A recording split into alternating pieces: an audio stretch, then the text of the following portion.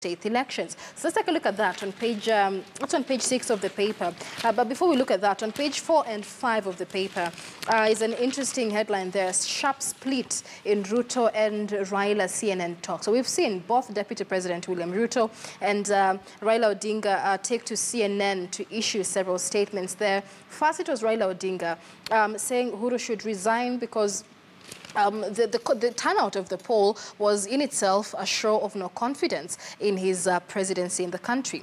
But Deputy President William Ruto was asked there, I mean, less than a third of Kenyans have turned out to vote. What does this make that election legitimate? And his answer was really simple, saying the legitimacy of this election is provided for and anchored in the Constitution, and it is determined by constitutional provisions that are also determined by the people of Kenya, rightfully so. And at the end of the day, we're giving our results based on the total votes cast and not really the total number of registered voters that were registered during the registration process. Let me come to you, Honorable Passaris. What then would you say, you know, representing NASA delegitimizes this election? Okay, let me tell you what. For me, when you look at NASA is, if you look at the areas that people boycotted, don't forget, Raila could tell the people, boycott the election, all right? And government, with its arms of, you know, the strength of government, would have made sure that every citizen got the right to vote. The fact that you had 4 counties that could not exercise any vote, no voting took place. There was total boycott, right? And the election processes there were cancelled. For me, already there, you have a section of the country that is not voting and could not vote.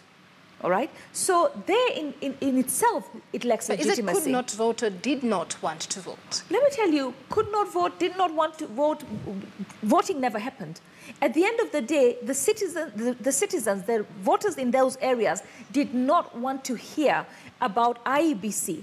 All right. And you see that also in the strongholds of Jubilee. There's some people who I think have reached the point where they're saying, you know what, does our vote really count? Because I'll tell you one thing, I really believe that Raila has more support than we're letting out across the country, including Jubilee strongholds. There are people that are reaching the point, there are people who want to vote on integrity. Come on, it is obvious we're not doing things right. People who want to vote for national cohesion, come on, it's about time that we unite. We don't want to be put as a people that don't want to support other communities. The other thing is, corruption is a big issue. Poverty is biting this country. That is also an issue for some of the citizens of this country. But the thing is, you're not able to see it. And when you look at what happened in Kandara, it is obvious. I mean, if that is just one agent of Jubilee, my goodness, can you imagine if you had other agents like her also? I mean, I saw the other one from Nyeri who was saying that we know that there are 15,000 people who never voted. We're going to fish them out of their house and make sure they vote. I mean, how does he know that there are 15,000 people? How does he have the data to go and fish them out? That means IEBC is JEBC.